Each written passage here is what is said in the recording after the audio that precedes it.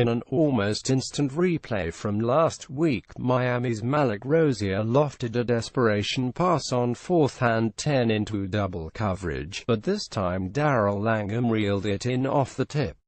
That 28-yard highlight set up the game-winning field goal for the Hurricanes in a 2,524 victory against Georgia Tech on Saturday, ensuring the ACC would be the first Power 5 conference to run out of unbeaten teams. The Hurricanes, fresh off another miracle finish, are 50. Let's look at that catch one more time. Miami is 50 thanks to this ridiculous catch. Pic.twitter.com Spiel Sporting News at Sporting News October 14, 2017. More what Clemson's loss means for college football playoff race. It's a tenuous spot for a conference that produced a Heisman Trophy winner, 2 New Year's Day 6 Bowl winners and a national championship last season. Conference pride is supposed to make you puff out your chest. You point to your teams and brag about the depth of the league. We obsess about ranking the Power 5 conferences. Do you remember what Marcellus Wallace told Butch Coolidge about pride in Pulp Fiction? We can't use the exact phrase here, but it's like that in the ACC right now. That pride and depth might work against the conference in terms of the race to the college football playoff.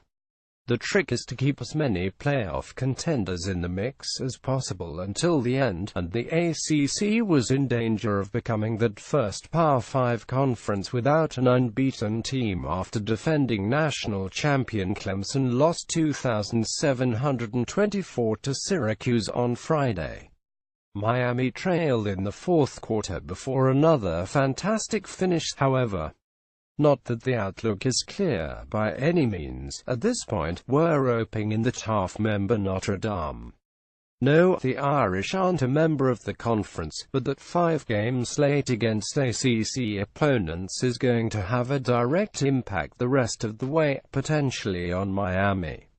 Are the Irish a better playoff contender than any of those ACC teams? That's debatable. Notre Dame plays USC next week at South Bend, Indiana, a make-or-break game. If the Irish win that, then the conversations will get heated involving the Irish, especially when you consider the big games remaining on the ACC schedule with Miami, Clemson, and the 3 other one-loss teams in the conference in NC State, Virginia Tech and Virginia. October 28, NC State at Notre Dame of 4, Clemson at NC State, Virginia Tech at Miami of 11, Notre Dame at Miami of 18, Virginia at Miami of 25, Virginia Tech at Virginia. That slate doesn't include games against potential spoilers such as Florida State, Louisville, Syracuse or in-state rivals. There's a long way to go in a crowded ACC. Look at all those potential tight games. There will be more losses piled up when we reach the ACC championship game in Charlotte on December 2nd. Which teams survive that battle? More Tigers. Find out. You're only as good as your quarterback. We'll know more about NC State after that back-to-back against the Irish and Tigers. We're not ruling them out yet. We still think it's either Clemson or Miami, unless both lose another game and allow the Irish to be a sort of unofficial placeholder for the ACC. If Notre Dame can beat the Wolfpack and Hurricanes, then that's going to rekindle some interesting conversations about whether the Irish should be a full member within the conference. Remember, Notre Dame's only loss is to Georgia, and they play USC and Stanford.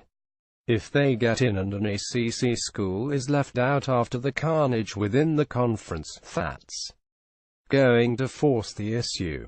Why have them in for 5 games if the role is to pick off your playoff contenders? Remember, Notre Dame almost did the same to Clemson in 2015 and Florida State in 2014. Miami is the only school that hasn't used the one-loss mulligan. The ACC still can have a banner year with one of those contenders, but it's anything but the clear picture we've seen in years past. In this case, conference pride won't help, it's only going to mess with that picture.